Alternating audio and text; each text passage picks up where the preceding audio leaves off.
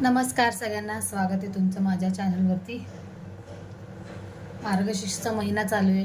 रोज रोज भाजीला काय करावं हे सुचतच नाही आहे। मला तर अजिबात सुचत नाही आहे। त्याच्यामुळं आज आपण बनवणार आहोत मुळ्याची भाजी सुक्की।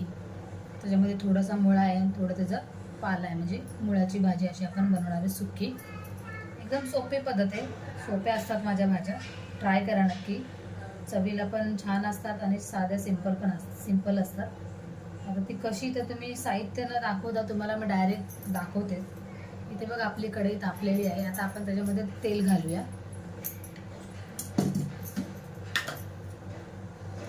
तर 1 चम्मच मी तेल घातले। कढई आपली तापली होती म्हणून काय प्रॉब्लेम नाही। इथे मी लसूण घातलं। लसूण आपला चांगला लाल झाला पाहिजे, कारण त्याच्यामध्ये वास छान येतो।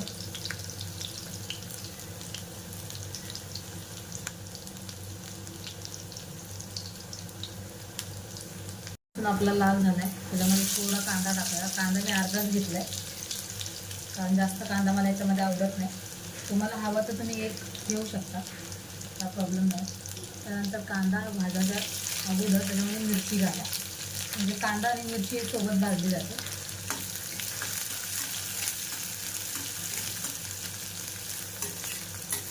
लसूण बघा आपला मस्त लाल लाल झाला आणि वास सर्वत्र पसरलाय लसूणचा। मिरची पण आता आपली छानपैकी भाजून घ्यायची।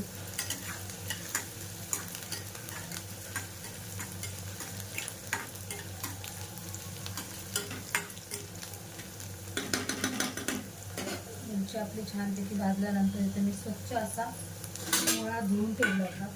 मुळ्याची भाजी अशी चिरून छानपैकी त्याला कट करून ठेवलं होतं, धुवून वगैरे।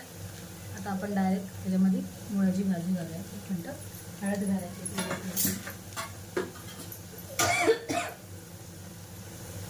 ते मी थोडी हळद घातली। हळद ऑप्शनल आहे, तुम्ही घालू शकता किंवा नाही पण घालू शकता। कोणाला आवडते कोणाला आवडत नाही।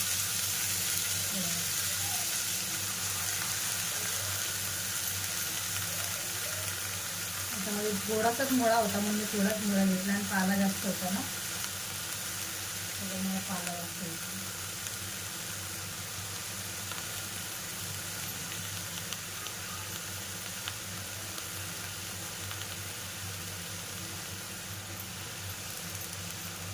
गॅस कमी करायचा आहे, भाजी टाकताना गॅस कमी करायचा आहे, आणि डायरेक्ट त्याच्यावरती झाकायचं आपल्याला।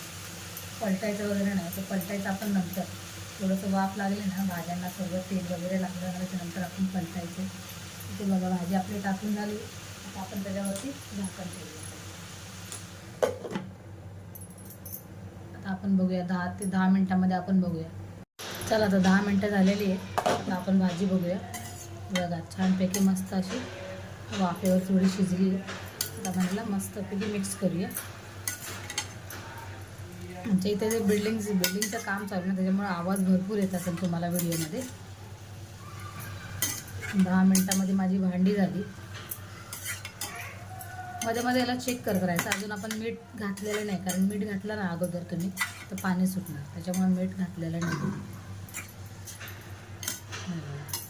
हळद टाकल्यामुळं भाजीला कलर पण कसा छान येतो। अजून 10-15 मिनटं मस्तपैकी असं वाफेवर त्याला शिजवून घ्यायचं। मग घालायचं शेंगदाण्याचं कूट। मला एक विचारायचं होतं तुम्हाला, तुमचे पण मार्गशीर्षमध्ये असेच वांदे होतात का, की भाजीला काय करायचं सुचत नाही? कारण काय ना, आपण तर सगळं खाणार, जे आपल्याला महिनाभर पाळायचं म्हटलं की आपल्याला तर खावा तर लागणार, दुसरं ऑप्शन नाही। पण घरातल्या माणसांनाही पाळावं लागतं ना, मग सुचतच नाही की आपण काय करावं। त्यांच्या तोंडाकडे बघून अजून दया येते की बाबा आपल्यामुळं त्यांच्या खाण्याचे वांदे होतात वगैरे। काय करायचं काय समजतच नाही। आपलं जे भाज्या डेली असतात त्या खाऊन पण वैतागतात ना। अजून याच्यावर आपण झाकण ठेवूया अजून 5 मिनटं। चला 5 मिनटं झालेले आहेत आपले। आता आपण याच्यामध्ये मीठ घालूया।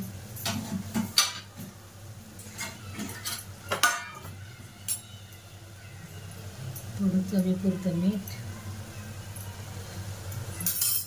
आणि आता मी शेंगदाण्याचं कूट वाटून घेतलं होतं, शेंगदाण्याचं कूट भरपूर घालायचं। शेंगदाण्याचं कूट कारण काय चव त्याच्याने जास्त येते.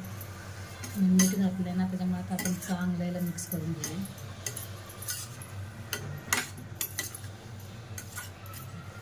हे बघा आता हे पूर्ण जे पाणी दिसते ना पाणी पूर्ण आपलं आटवायचं आणि मुळा शिजला का बघायचं, कारण मुळाचे तुकडे मी थोडे मोठेच केले होते.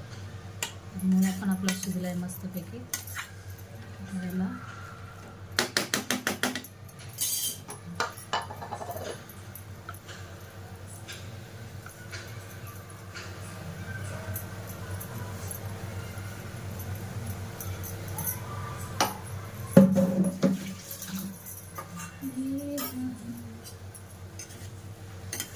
मिक्स करूया मस्त पैकी अशी झणझणीत. आणि तिखट करायची बरं का. ही भाजी आहे ना, अशा मेथीची भाजी पकडा, मुळाची सुकी भाजी पकडा, पालेभाज्या कुठल्या पण असतील ना तर थोडं तिखटच करायचं, म्हणजे कसं छान लागतं ते खायला वगैरे.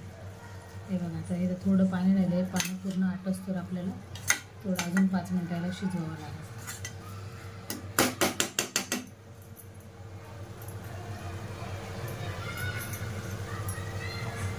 हे बघू शकता तुम्ही कशी भाजी मस्तपैकी अशी दिसते. आवडली असेल तर चॅनलला सबस्क्राईब करा, लाईक करा, कमेंट करा, शेअर करा. भेटूया आपण नेक्स्ट व्हिडिओमध्ये. चला, धन्यवाद.